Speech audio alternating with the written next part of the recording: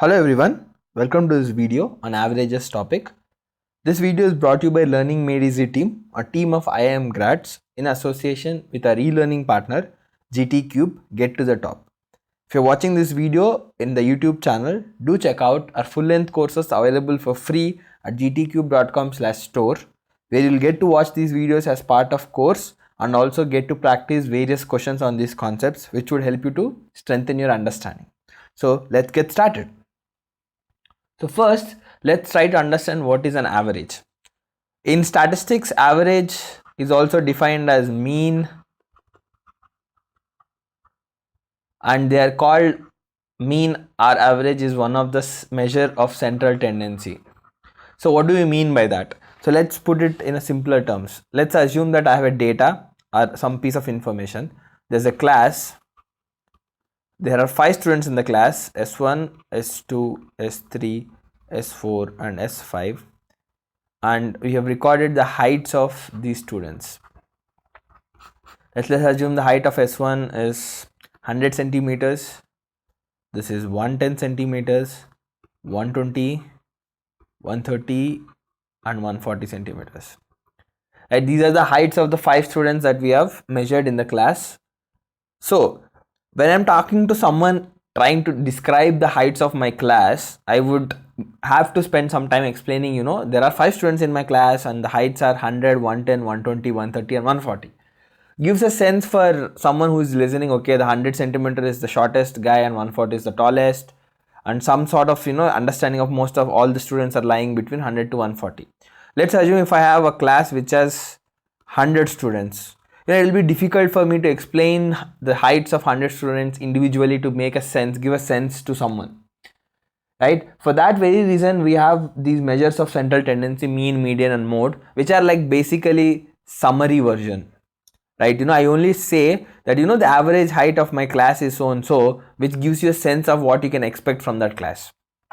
Just like a single picture of the entire movie, right? I am explaining the entire movie in just one single shot. That's like an alternative way of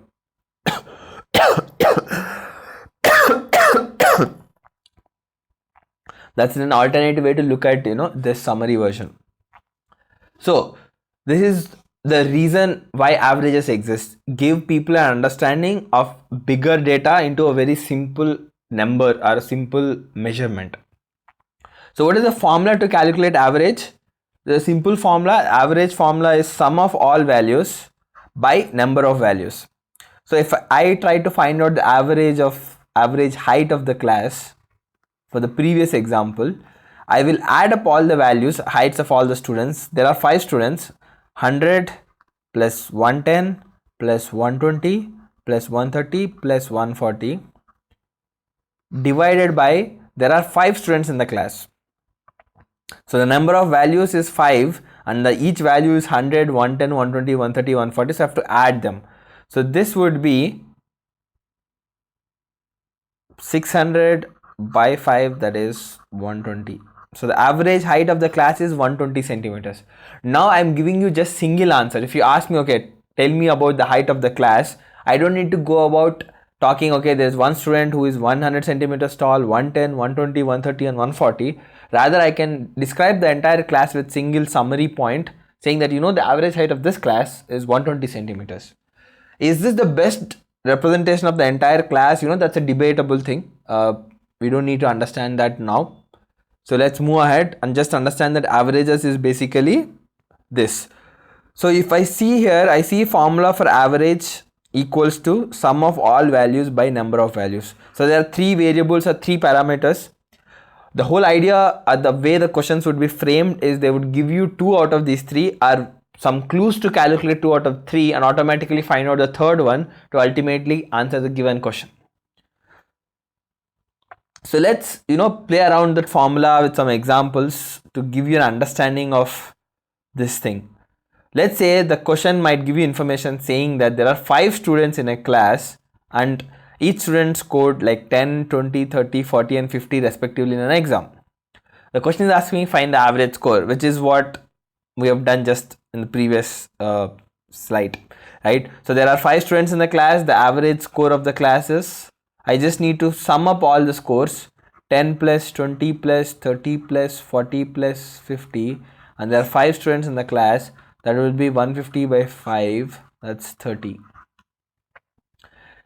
So they have given us individual values so that I can calculate the sum of all values. I also know the number of students in the class, which would help me to find out the average score. Let's look at slight tweak of the same piece of information. Let's say the information that I know is this: the average score of 5 students in an exam is 30, and scores of 4 students is 10, 20, 30 and 40. I don't know the score of the 5th student, which is what I need to find out. So whenever you see this piece of information, the average score of some number of people, average of some number of people is so and so, immediately what I should think of is this: average is sum of all values by the number of values. I know the average is 30 and I know the number of values is 5. So sum of all values should be average into the number of people. So that is 30 into 5 is 150. So that's the information I can derive from this. So there are 5 students and the average score is 30, then immediately understand that the sum of scores of all 5 students should be 150. But I cannot comment on individual scores with just this piece of information. But there is another clue given. They're saying the scores of 4 students is 10, 20, 30 and 40. So sum of all values is 150, which is basically score of student 1, student 2 plus student 3 plus student 4, and I don't know student 5 score, so let me put it as S5. So which would give me S5 as, this will sum up to 30, 30, 60, 40, 100. That goes that side, so 150 minus 100 is 50. So that's the score of the 5th student. You see, in this case, I know the average score, I know the number of people, but I don't know the sum of values, which I found out first using the formula. Once I know the sum of all values, I could find out the individual scores based on the additional clue they have given. Let's look at the same question with a different piece of information given. Sum of scores of all students in a class is 150. So they gave that sum of all values is 150 and the average score is 30. They are asking me to find the number of students in the class. So average is sum by the number of students. So which is basically 30 is equals to 150 by n. So 35, so that gives me the number of students as 5. So I've used the same piece of information, but I am like same scenario, rather same data, but I've given it in a different format in all these 3 cases to show how the same formula, average is equals to sum by number of values, can be used depending on what piece of information is given and what we need to find out. So let's get started with some practice problems. What we recommend you is pause the video, give it a shot from your own side. After you have given it an attempt, do continue watching this video to see our explanation so that you understand this better. Hope you have passed and tried it. So the question says the average marks of student after 5 exams was 60. So student took an exam, he took 5 exams, and his average score is 60 in those 5 exams. If after the 6th exam his average increased by 2 marks, then what was his score in the 6th exam? So let's assume the scores are E1, E2, E3, E4, E5, and the 6th exam he has written is E6. Those are the scores. I'm just explaining it in a slightly detailed manner. So they are saying the average is 60 for this, for 5 exams. For the 6th exam his average went up by 2 marks, that is 60 became 62. So it's average of 6 exams, Right, so what is the formula for this? Sum by the number, right? So what is sum? That's E1 plus E2 plus E3 plus E4 plus E5 by 5 is 60. So 60 into 5 is 300. That is basically the sum of the scores in 5 exams. If I use the same formula again for this average, 62 should be equal to E1 plus E2 plus E3 plus E4 plus E5 plus E6 by 6. So 62 into 6 is 372 is basically equal to E1 plus E2 plus E3 plus E4 plus E5 plus E6. From this I know that E1, E2, E3, E4, E5 is 300, which I can replace here. So it will turn out to be 300 plus E6. 372 equals to 300 plus E6. That gives me E6 as 372 minus 300 as 72. Right? So this is how I can solve this. This is, the conceptual way. So if you actually can look at this in a slightly different way, you can solve it in a quicker manner as well. So you see, it says the average of student in 5 exams is 60. And now it became 62 when the 6th is added. So the average becomes 62, means I don't know the scores in the 5 exams, but it is like this. So I have 1, 2, 3, 4 and 5, and this is the 6th exam. I don't know how much I scored here. In these also I don't know how much I scored, but all of these must go up by 2, right? So that the average, and this should finally also become the average. I mean, after I cut 1, 2, 3, 4, 5, that is 10 marks, this should be 62. Why? See this, the average was 60. Now it becomes 62 only when the new additional marks okay, let me explain it this way. So average is 60, right? It will become 62 only if the 6th guy can actually pull up the rest of the 5 students by 2. So he has to score additional 2 for first student, for the second student, third student, fourth student, fifth student, right? And he should be scoring the exact average score 62. So that is fundamentally saying the 6th guy should score 62 plus 5 into 2, 10. So that 62 plus 10 is 72 should be the score of the 6th guy. That's how we can do it. If this is coming out clear for you, that's good. This will be slightly faster and better way to solve it. If it's not coming out clear, don't worry, stick to this. You don't need to do in such a depth. You can just take a sum of 5 is so and so, sum of 6 is this, so you can understand. I've written it in a very detailed manner to explain it better. So this method will also give you the answer, don't worry. First understand this clearly, then maybe later you can look at this again to get faster way to solve these problems. The next question says the average weight of group of 10 students in a class is reduced by 5 kgs when the heaviest student who weighed 90 kgs is replaced by a new student. How much does the new student weigh? So it is like this, right? Let's say there are 10 students, S1 plus S2. These are the weights of 10 students. And I don't know what was the older average. So the sum of 10 students should be 10A. Let's assume that S1 is the heaviest guy. If I remove this person and I add S11,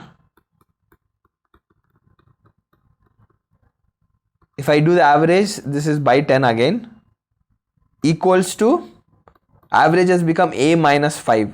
They said the average is reduced by 5 kgs, right? So S11 plus S2 and so on up to S10 is equals to, this goes this side, it will be 10A minus 50. So I know S1 plus S2 plus S10 is basically 10A, right? So I'll replace this with that. So S11 plus S2 and so on up to S10 equals to S1 plus S2 and so on up to S10 minus 50. In this I see S2, S3, S4 and so on up to S10 is already repeating here, so I'll cancel them out. Finally it will come out to be the sum of the new guy, the weight of the new guy is equals to the weight of the heaviest guy minus 50, because I counted S1 as the heaviest guy and removed him, right? So I know the heaviest guy was 90, so the new guy must be 40, right? So this the way you can solve this. Again, if you understand it and look at it in a different angle, we can see in this way. So there are 10 students, S1, S10. The average has gone down by 5 kgs because of S10 being replaced by another new guy. Sorry, S1 is being replaced by a new guy. So I don't know, the S1 is weighing 90, that is given in the question.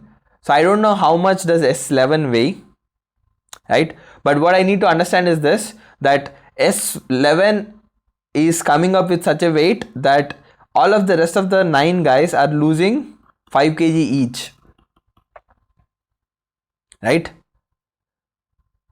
So that means 9 into 5 is 45 kgs is the weight which is put down by this guy S11 coming in place of S1, plus he should also get down another 5 kgs.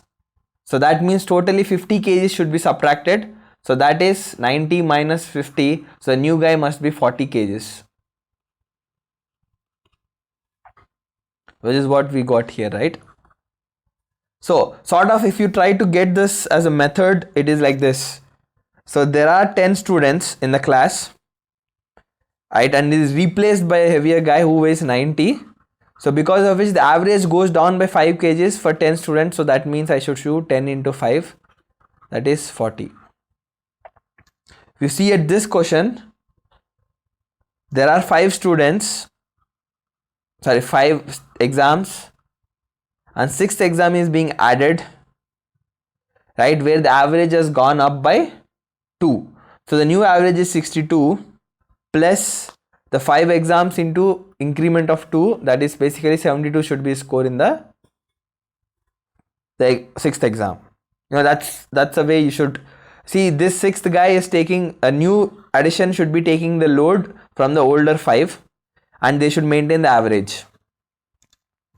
Same here as well, that I am replacing with a guy, so that minus 5 should be taken by all the candidates so that I can get the average to that minus 5, basically average minus 5.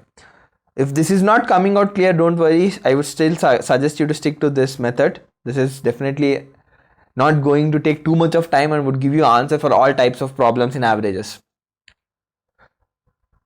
So third one says the average weight of 11 students in a class is 80. When arranged in an increasing order, the average of first 6 students is 70. So let's say I have 11 students, weights are W1, W2 and so on to W11, and let's say I've arranged them in increasing, that is this guy has the least amount of weight or the leanest guy, and this is the heaviest guy, the W11.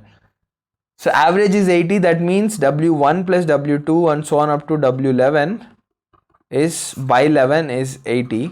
So the sum is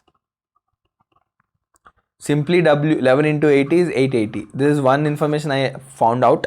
They said the average of the first 6 students when arranged, right? So that is W1 plus W2 up to W6 by 6 students is 70.